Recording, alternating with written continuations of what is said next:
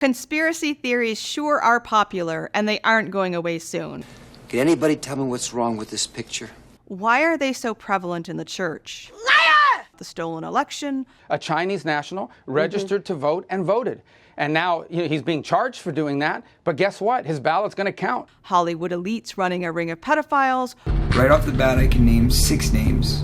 It connects pedophilia to one of the major studios. Or government agencies covering up the origins of the COVID virus. NBC News learning the Department of Energy has concluded COVID-19 likely came from a lab leak in China. The Holy Post does their best impression of a PragerU video, and they fail miserably. But it isn't for lack of trying. It's just because of the abundance of deception.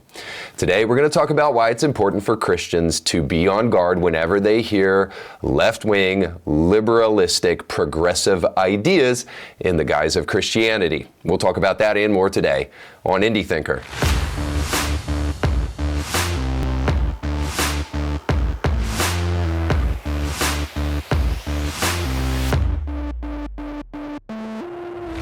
Welcome to Indie Thinker. My name is Reed Huberman. Don't forget to like, share, and subscribe. Now, I want to try to do you a favor before we start the show today, and that is to give you an excuse to take some time off, to get some rest. I know our family could really use some. We just got done with a grueling football schedule, and it started all the way back in June and just ended because my boys' team made it to the Super Bowl. And I do have to tell you, the very first play of the Super Bowl, my son recovered a fumble because he is an amazing football player.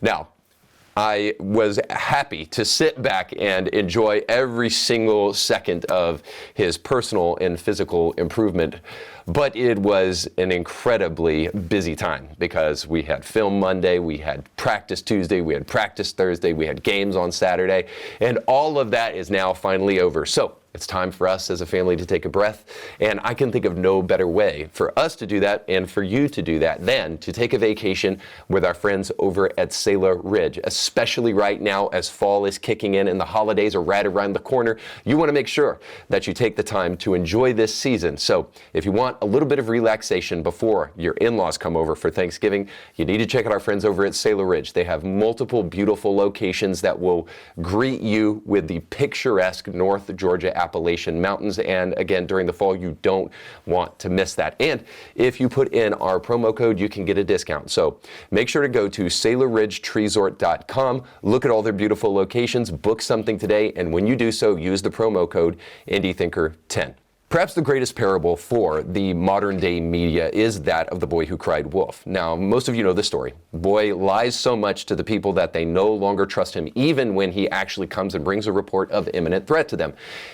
He has ruined his credibility so much that he no longer has the benefit of the people's trust. Now, I think that this is relevant for the media for obvious reasons. They have lied to us so much that we should no longer believe anything that they say to us. This is on full display as Trump starts to pick some of his cabinet members. Now, most recently, he picked Pete Hegseth to be his Secretary of Defense, and that caused the media to work overtime to try to figure out ways to discredit Pete. And one of the most recent slanders against Pete is that he is a right-wing extremist because he has a tattoo that says Deus Vult on his bicep, which means God's will. Now, if you read this article yourself, which we won't do right now, I'll link it down below so that you can access it, but you can read it yourself, and you'll see that nowhere in this article is the right-wing group that uses these tattoos even named in this AP article whatsoever. Nor is there any association with any extremist group and Pete Hegseth in this article whatsoever. Not to mention this unnamed group that will never really quite figure out who they are in the first place. Never is there any ties to Pete Hegseth and that group involved in this article. You know why? Because we are left with just a simple conclusion. The media is lying yet again. Pete Hegseth is a threat to the deep state, and he's going to go in and clean house. And our wokeified military is shaking in their little weenie boots. All that to say this, the media has totally ruined their credibility. So when a Christian group comes along to regurgitate the left-wing media talking points that we have heard so often, you have to wonder why. And it's important to have your discernment sharpened so that you do not trust a single thing those people have to say either. That's why today I want to interact with a video from the Holy Post as they talk to you about supposed conspiracy theories and how you can know what the truth is. Now, if you thought that this supposedly Christian group would talk to you about the Bible and maybe trying to learn discernment based upon the truths that you find there, well, think again. Because Christianity has taken an all-new turn toward the left in many circles today, and you need to be on your guard about it. That's why today we need to respond to this video so that we can unearth some of the false claims and the outright lies. Let's jump into it. Conspiracy theories sure are popular, and they aren't going away soon. What makes them so appealing? Why are they so prevalent in the church? And how can we as Christians confront these deceptions? Let's talk about it. All right, now first off, before I do anything, I have to say it is rich for the Holy Post to be debunking anything.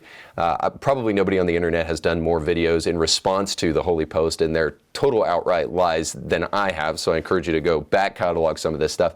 But let's just say that the Holy Post is a reliable source of utter disappointment, is kind of a nice way of putting it, when it comes to actually debunking anything. So this wannabe PragerU video is not going to live up to any of the hype that you just heard, because they're not actually going to unearth any conspiracy theories supposedly on the left. They're just going to clearly target the right. We'll get to why in just a moment. But before we go any further, the idea that legitimate conspiracy theories should be taken seriously, I think probably should be established. Now, a video just this past week, or the past couple of weeks, was released by Bobby Kennedy, who is going to tackle the FDA and going to be the health secretary and hopefully replace Rachel Levine, which, by the way, has an odd starring role in this Holy Post video. So I don't know how he was able to get out of his admiraling, as the assistant health secretary,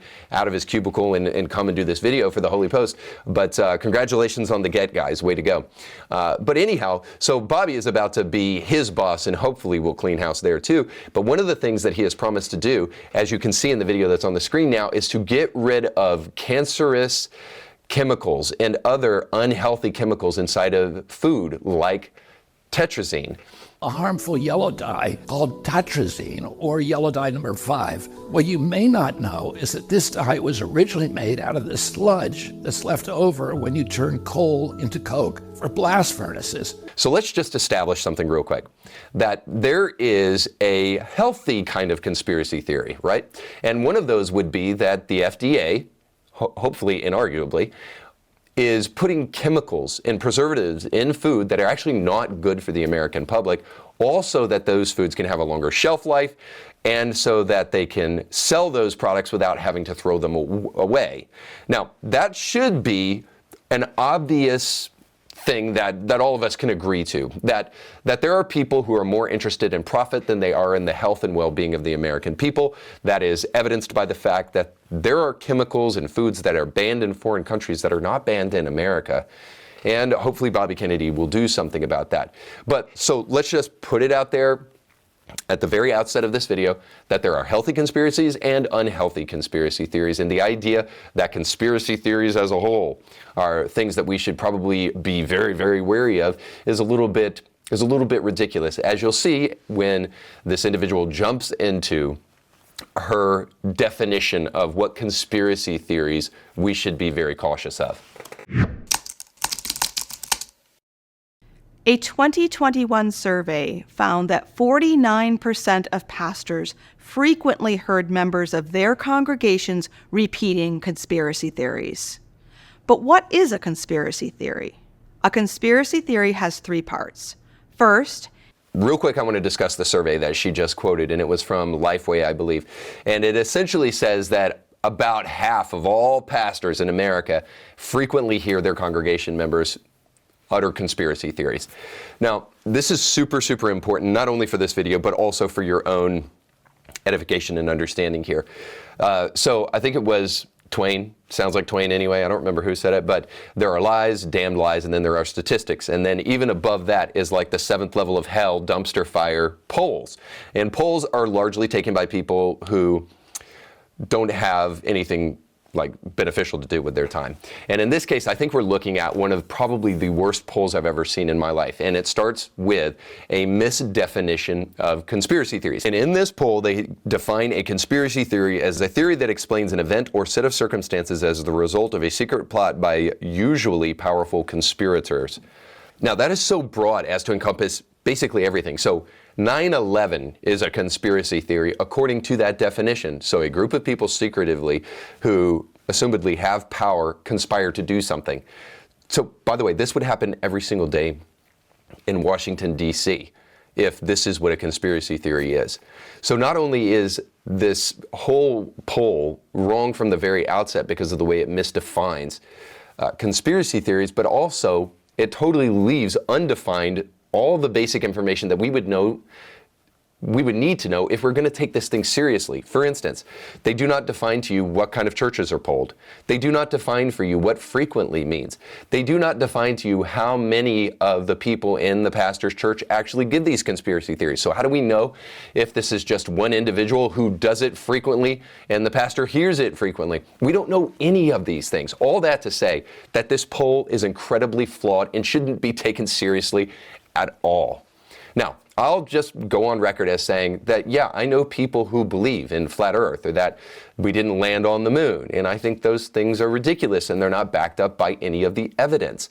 But this poll should not suggest anything to you of the kind that they're trying to express to you in this Holy Post video, which is that there is a problem in the modern church with belief in conspiracy theories. And I think you'll see that too as we jump into the kind of conspiracy theories that we're supposed to believe are fake. Let's examine this definition more closely, starting with the idea of explanation. We human beings are meaning-making creatures. It is human to desire to understand causes, reasons, and explanations for things. This is even more true for events of significance. Stories are the chief way we find and make meaning. Conspiracy theories are stories that make some kind of sense out of what we are experiencing in the world. And the world today feels increasingly chaotic, confused, and challenging. So already they've changed the definition here. Just a quick, brief insert here. So they went from a group of powerful people saying things and trying to do something to now people totally making up and fabricating stories in order to make sense of their life. So ultimately we know that everything that's come before this was a straw man. And what they're really, really after is to try to paint the picture that there are a group of people that are peddling in misinformation. Sound like the left-wing media? We are increasingly polarized and fractured too. We know fewer of our neighbors. We distrust more of our authorities and institutions. We feel less sense of control over the world, and more importantly... Now, part of the reason for this, by the way, I agree with this. This goes back to kind of Robert Putnam's bowling alone idea that that community is breaking down. Part of the reason for this is that people like the Holy Post have become a continual source of disappointment rather than standing for truth and rather than being bold and rather than actually saying things that really matter, that have biblical credulity. They've become mouthpieces for the left-wing media, and that turns Christianity into a joke, at least their version of it, and it deserves to rightly be derided. Now, so much of this is going on in the church today that, yes, it is breaking down the community of the church, but good news. There are a group of godly, masculine men who are taking their pulpits back and are standing against the kind of woke mind virus that is inflicting so much of the church. By the way, even standing against people like Mike Todd who do this kind of stuff at their church. For my brother, Alex G! Hey, can't you see how we flow like the water? Okay, you little hasty witness. Now we got fruit in everybody can eat. No. Eat the word. Sound like a bird. Walk when God's on. Like, listen, I love Tesla trucks, and I'm a huge fan of rap. Not really. But I'm all for it, man, if when the lights come up and the party goes away, you actually stand up and say something of any value. Well, why did that? I don't freaking know. But he doesn't. When he has the opportunity to get the mic, this is what he does. I know, honestly, I wish God would have made it so much simpler and it was like A, B, C, or D, like frick. So if you want to know why there is a sense of the breakdown of community, especially in churches, it is because the woke mind virus has not been sufficiently destroyed in our churches, but hopefully as we move through this video a little bit more, I can contribute a little. A conspiracy theory, well, any theory really, helps us make order out of this chaos. It converts the confusion we feel into a story that makes sense. And with more of us spending more time online, it is easier than ever to find explanations that fit our preconceived notions, confirm our fears, and offer answers that make sense within the stories we already believe. And with just one click, or like, or reply, the algorithms suck us down a vortex that becomes harder and harder to escape. It's not... All right, so the idea there then is what? So we have to have these counter PragerU videos to counter independent media? I mean, we have to have the Holy Post basically just being a water carrier for the left-wing media? So we've already got left-wing media. We don't need you undergirding their message for us more because you're afraid that people may be drifting away from CNN and MSNBC. No, I'm sorry. This is the problem with this kind of nonsense, with this kind of rhetoric. So conspiracy theories, even if they were a problem, you guys aren't the solution to them. Independent media is. Media that causes people to think and actually go beyond what they hear from the news actually would be a good thing. You know, this video that attempts to be a counter to PragerU, all I can ask you to do is just simply do this. Is go listen to a PragerU video, come back and then listen to some Holy Post videos. If you don't have the discernment to be able to tell the difference between these two and which one is way more authoritative and way more worthy of your time, then I'm not sure that anything else I'll say beyond this will actually be of help to you. Coincidental that conspiracy theories have grown more popular as our political and social polarization grows between the elite and the non-elite. Now, these are not terms I use myself, but they are popular categories found in conspiracy theories. No matter what their income, education, or profession, you will often find those promoting conspiracy theories self-identifying as non-elite. Ironically, these are often professors, government administrators, and social media influencers with millions of followers. And they use words like overlords or regime to describe those they oppose. It is the elite, those with power, real or imagined, who are the villains in most conspiracy theories, whether it is one about the stolen election, Hollywood elites running a ring of pedophiles, or government agencies covering up the origins of the COVID virus. Okay. I don't know that I can tolerate much more of this, and honestly, if you wanted to watch the whole video, you could go watch that video, but I think it's important to respond to that, maybe in kind of closing.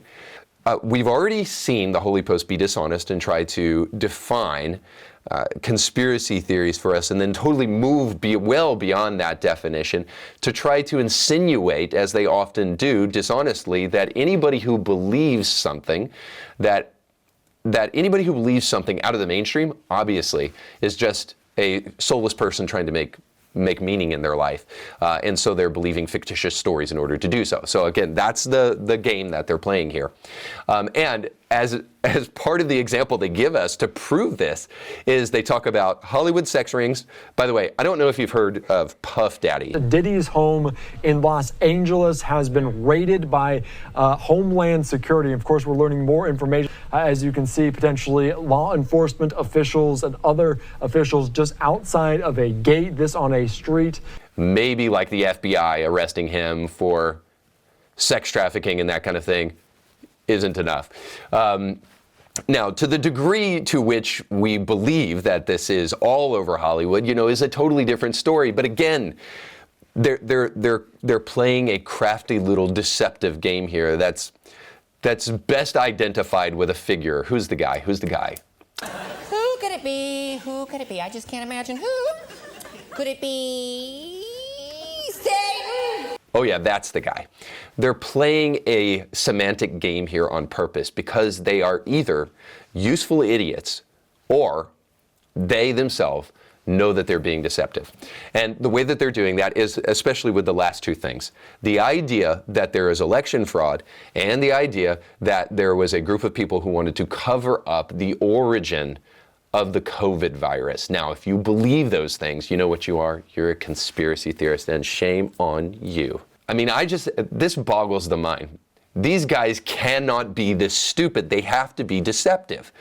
So, by the way, for evidence of this, so you know I'm not being ad hominem, there was a Chinese national who voted in Michigan and was arrested and will now face federal charges in this last election. And that's just one of the guys that we know about. And you would have to be an intellectually benighted fool if you don't think that that's just one of the guys we caught. So the idea that there is election fraud should be obvious. And we can extrapolate beyond that and say, listen, I know that you don't have to agree with everything that I say, and what I'm about to say is a little bit of conjecture. But if you honestly believe that Joe Houseplant Biden from his basement got more votes than any other candidate in the history of the world, and you ain't black. I just don't know how to help you anymore, because you have moved beyond reason and you are totally preoccupied by emotion. Honestly, so Joe Biden got more votes than Barack Obama. You need Jesus. And arguably, Joe Biden was the worst president ever in American history. And he got more votes than anybody else. It boggles the mind to believe that you wouldn't think there is some kind of shenanigans going on there. And then the icing on the cake topper, I don't know, whatever euphemism you want to use, that there was a pandemic and the government tried to hide where it actually came from.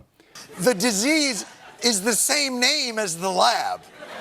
Well, I don't know about you, but I wasn't born yesterday, and I was around and thinking for myself during 2020, and I was there when they told us that a bat mated with a pangolin, and then it wound up in the wet market, and boom, somebody ate it, and COVID. Booyah. But what about that COVID lab over in Wuhan? Stop it with your conspiracy theories. A lab called, what's the lab called again, Stephen? Look, I think you get the point. If these people want to lie to you, let them demoralize themselves. But please, have enough self-respect to refuse to let them lie to you. What you just heard is so patently ridiculous that it's hard to encompass in words without using expletives. But I'm trying to be a righteous man here, straight and narrow for me. So all I will tell you is just simply this. If you are going to avoid the conspiracy theories that come from the left or the right, you're going to have to use some thinking tactics that I think sometimes fall on deaf ears for Christians, because the agnostic, the atheist, the God-hating secularists, sometimes they have a point when it comes to Christians. We do throw our brains in the garbage and just blindly believe things without actually thinking about what we think and what we believe. And if we can't rightly articulate some of those things, then perhaps we need to take the time to think about those things. And here's some tactics that will help you engage in thinking. A great example is something that I've already mentioned. Go to PragerU and go listen to specifically their video about systemic police racism, and then go listen to anything that the Holy Post has done. I know some of this will take a little bit of time, maybe 20 minutes of your day, but do that and then come away and ask yourself, which one of these seems more credible to me? I think the answer, based upon some generalizations, will come to you very, very quickly. And then the final step is just this. Test your ideas. Be willing to actually do some research, as I did with the poll that was stated in this Holy Post video. Take the time to actually dig into this stuff and then test it. See if it holds up to scrutiny. And if it doesn't, then get rid of it. If it does, then keep it. And hold all things loosely, especially if you're a Christian, that aren't founded in Scripture. Because if you really care about the truth, then you will want that truth, above all else, to shine. And this is why you care about discernment in the first place. Because if people are not able to discern between the kind of nonsense, the puff that they hear over at the Holy Post, and real, authentic, good information, then my real concern here is not just simply that they'll listen to Phil Vischer and Skye Jethani. My real concern is that when they open up the Bible, they will not be able to see what it's actually saying.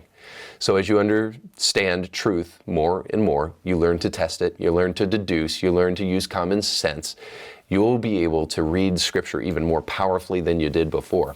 And it will help take your understanding, not only of the culture, but of Christianity to the next level. And that, in and of itself, is an intrinsic good for you and for society.